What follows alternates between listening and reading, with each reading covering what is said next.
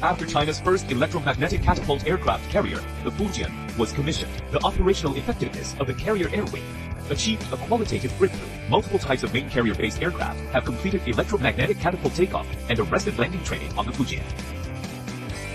Compared to traditional steam catapults, electromagnetic catapult technology features high launch efficiency and strong compatibility with various aircraft types, providing core support for the strike group's all-weather, high-intensity operations.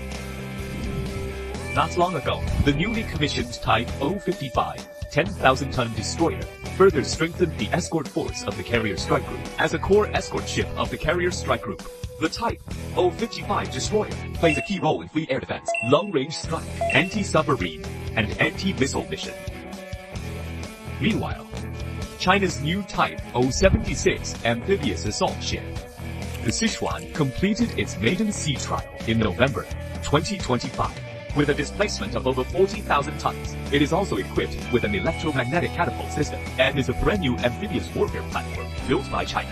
It is reported that in the future, the Sichuan may form a joint maritime combat group with the Fujian, supporting each other and cooperating with each other, further strengthening the Navy's far-sea multi-dimensional landing and multi-domain collaborative combat capabilities. In addition, driven by technological innovation, manned-unmanned teaming is rapidly integrated into the naval combat system.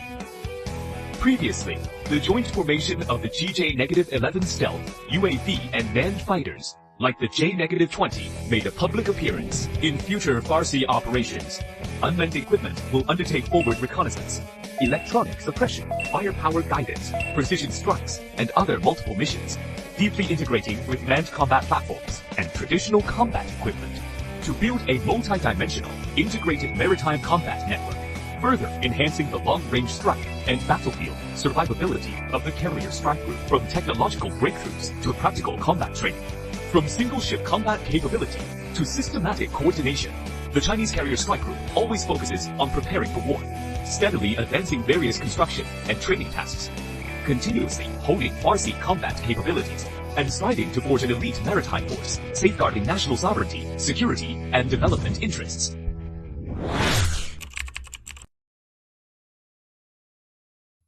Well, first of all, it is launching carrier-based aircraft from the full deck and receiving carrier-based aircraft. Because if an aircraft carrier wants to reach a combat-ready state, the more carrier-based aircraft it carries, the better. When we see the aircraft carrier, Fujian fully loaded with aircraft, and achieving the capability of full-deck launching and full-deck recovery of carrier-based aircraft, we basically consider its combat capability to have reached a 100-point state. After the Fujian's combat capability reaches full marks, it also needs to form a brand new carrier strike group with Type 055 large destroyers, advanced frigates, and Type 052D destroyers. So once it reaches such a state, the generation speed of our aircraft carrier Fujian's combat capability will be very fast. Like the Fujian, the Sichuan is also equipped with electromagnetic catapults. Currently, the Sichuan is still in the sea trial phase. Is it possible for the Sichuan and the Fujian to strike together in the future? If they travel together, what kind of combat scenarios would they typically face?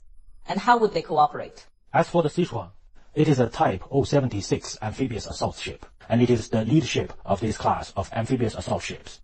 It can be said that the Sichuan is currently, in terms of comprehensive combat capability in the world, or its comprehensive performance is the most advanced among such large amphibious warfare platforms. It has a large displacement, and it can also use electromagnetic catapults to launch advanced, large carrier-based UAVs. If the Sichuan and the aircraft carrier are used jointly like this, their main mission would still target islands, offshore and coastal areas. So how exactly do aircraft carriers and large amphibious assault ships cooperate? I think one is the main attack. The other is the main transport. What does the main attack refer to? The aircraft carrier or carrier strike group conducts the main attack. They can use carrier-based aircraft against the opponent's defensive forces and interference forces for island operations and amphibious operations to conduct all-round suppression. At this time, the Sichuan ship can deploy air cushion landing craft and can use carrier-based helicopters in a much safer environment towards its expected landing area to rapidly project forces. So with the escort of the aircraft carrier, large amphibious assault ships will become safer when executing related missions and will go more smoothly. In other words, when you control air superiority on the battlefield, sea control, or even electromagnetic control, can your subsequent amphibious operations be effectively launched and completed with high speed and